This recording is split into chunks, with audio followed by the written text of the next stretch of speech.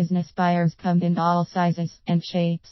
There can corporate buyers, individual buyers, partner buyers, management buyers, and most commonly first-time buyers.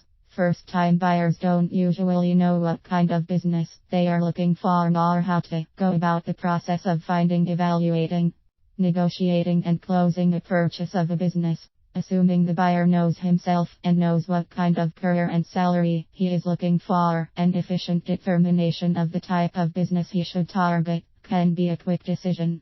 But it isn't as simple as picking a storefront, a gas station, or a restaurant.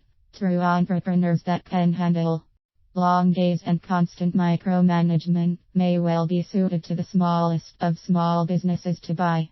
But a major segment of business buyers cannot see themselves running local Main Street businesses. I sure couldn't when I started out buying businesses. So what is it we are looking for in a business? The next level up from Main Street is what I call a real business, or one with enough staff and sales to take care of itself should any one employee leave or otherwise become unavailable. In effect, can the business run itself without the owner being involved? If the answer is yes, then it is not only a real business, but it can be classified other ways, such as an investment, or absentee business, or even my favorite term, leveraged buyout, or LBO. An LBO is simply a buyout that uses financing of any sort, based on the strength of the balance sheet and asset base. It can include one form of financing or many, and use lenders, investors, and the seller. This puts many Main Street and service businesses out of that category, as they have no strength in their balance sheets. But if a business can be bought using an LBO structure, then this by itself would qualify the business as a viable candidate for most small business buyers to consider.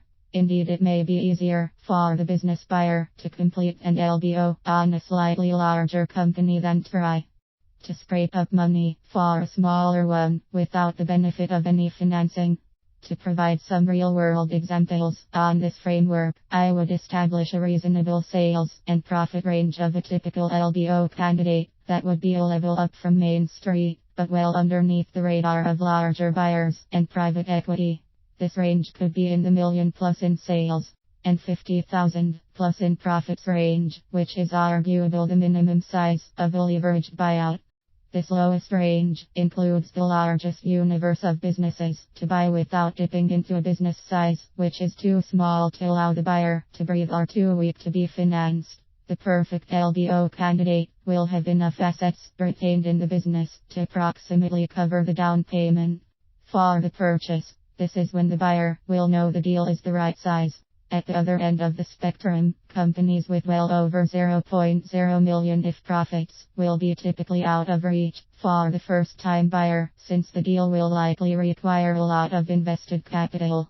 There is, however, a sweet spot at the lower end, where small buyers can do some quick math and determine that the capital needed for the deal won't break their budget. As first-time buyers go through a buyout or two, the deal size can easily change. They may well be able to get to the next level and be able to structure larger buyouts and raise substantial amounts of capital to complete subsequent deals.